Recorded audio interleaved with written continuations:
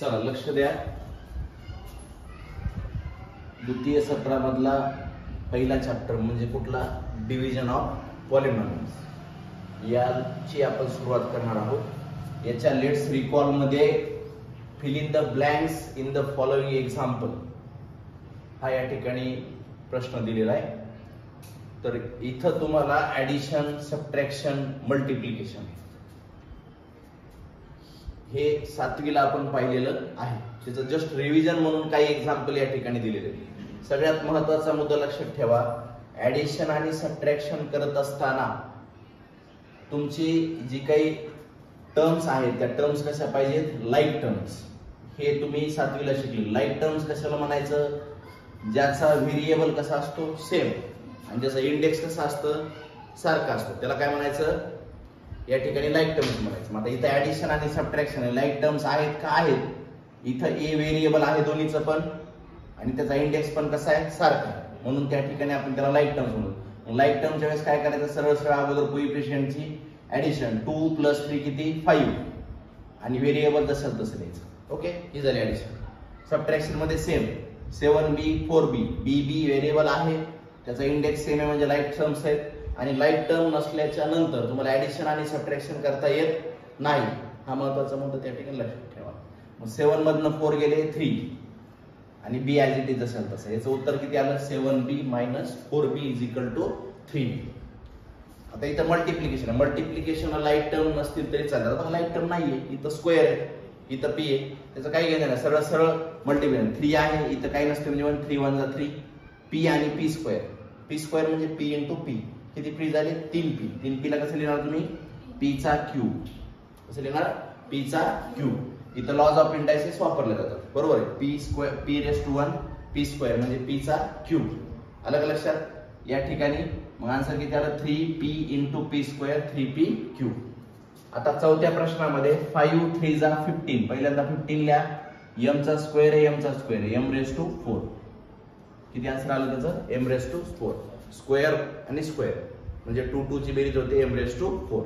इथं सुद्धा मल्टिप्लाय, आता इथं बायनॉमियलने मल्टिप्लाय करायचं। आता याचं एक्सप्लेनेशन सांगतोय परत। पहिल्यांदा 2x + 3x plus as it is 5y × 3x, म्हणजे या 3x ने मी ब्रॅकेटला काय केलं, मल्टिप्लाय केलं। आता बरं मल्टिप्लाय केल्यावर काय झालं, x इथं काय झालं, क्रॉस मल्टिप्लिकेशन, कॅन्सल, 2 3 = 6, इथं कॅन्सल होऊ शकणार आहे का, नाही, कारण x आणि y आहे, म्हणजे 5 3 = किती आलं, 15 वरी y अपॉन x, म्हणजे आन्सर काय आलं, 6 + 15y/x। आता याला पुढे सोडवायची, सोडू नका, काही आवश्यकता नाही, सोडवलं तरी क्रॉस मल्टिप्लिकेशन होईल, त्याची पुन्हा ऍडिशन होणार नाही, कारण x आणि y लाईक टर्म्स आहेत का, नाही। आणि इथं 6वा प्रश्न, 6व्या प्रश्नामध्ये याचं एक्सप्लेनेशन काय आहे हे लक्ष द्या, इकडं दिसतंय का बघा, तिथं मोबाईल मध्ये दिसायले का, हा। आता 6व्याचं एक्सप्लेनेशन, 3x² ने पहिल्यांदा 2x + 3y ला मल्टिप्लाय करून घ्यायचं। आपण राईट हँड साइडच्या बायनॉमियलने लेफ्ट हँड साइडच्या बायनॉमियलने राईट हँड साइडच्या बायनॉमियल काय करत, मल्टिप्लाय, परत प्लस आहे, प्लसला plus, 4y × 2x + 3y, 3 2 = 6, x² आणि x किती होतं, x³, 3 3 = 9, x²y, याचं मल्टिप्लिकेशन आपण डायरेक्ट, 4 2 = 8, xy, yx आणि xy सेमच असतं, आणि 4 3 = 12 y²। आता कुठंच लाईक टर्म नाहीये, आहे का कुठे लाईक टर्म, त्याच्यामुळे ऍज इट इज आन्सर आहे, याची कुठेही ऍडिशन होणार नाही, कारण कुठंच लाईक टर्म या ठिकाणी नाही, म्हणून त्या 6व्या क्वेश्चनचं हे तुमचं फायनल आन्सर आहे, 6x³ + 9x²y + 8xy + 12y²। आणि हे बेसिक गोष्टी तुम्हाला येणं गरजेचं आहे, कारण ऍडिशन, सबट्रॅक्शन, मल्टिप्लिकेशन जर येत असेल तर आपण डिव्हिजन सोप्या रीतीने करू शकतो। एनी प्रॉब्लेम, समजलंय सगळ्यांना, यू मे राईट।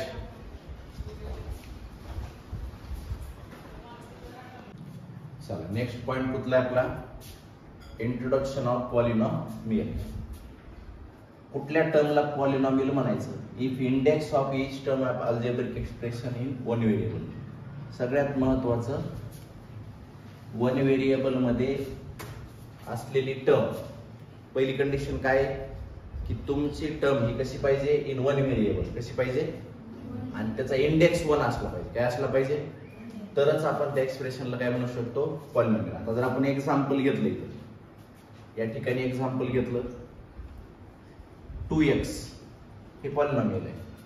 कशामुळे पॉलिनॉमियल आहे, याचा व्हेरिएबल सिंगल आहे आणि इंडेक्स किती आहे, 1 आहे.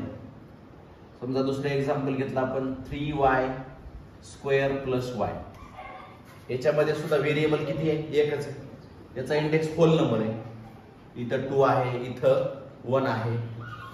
सपोज तिसरं एक्झाम्पल आपण घेतलं 5m1/2 + 2, हे मात्र पॉलिनॉमियल नाही. त्याचं कारण काय, याचा इंडेक्स 1/2 आहे, तो होल नंबर आहे का, नाही.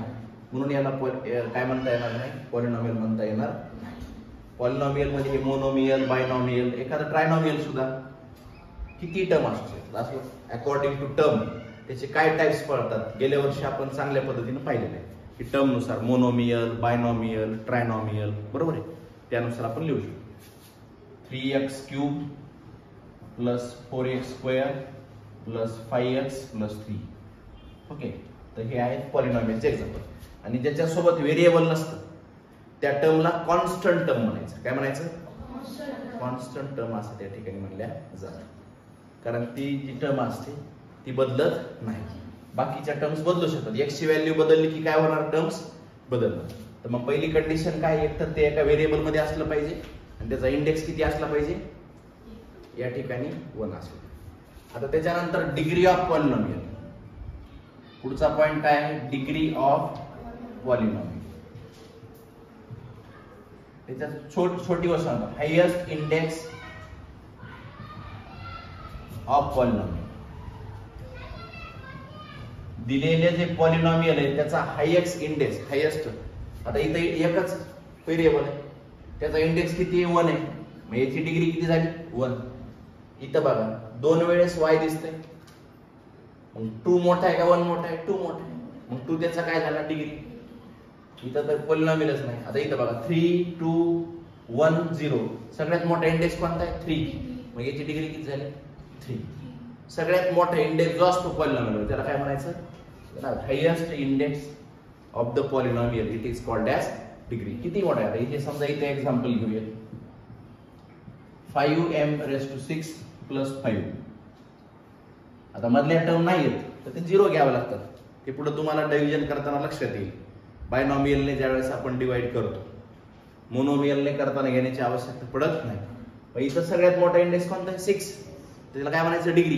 काय म्हणायचं, डिग्री. मोठा index, highest index of that polynomial, it is called as degree. त्याला काय म्हणायचं, डिग्री. गेटिंग माय पॉइंट्स. पॉलिनॉमियल कळालं, डिग्री कळाली, लिहून घे. त्या वरच्याच एक्झाम्पलच्या डिग्री लिहू शकतो.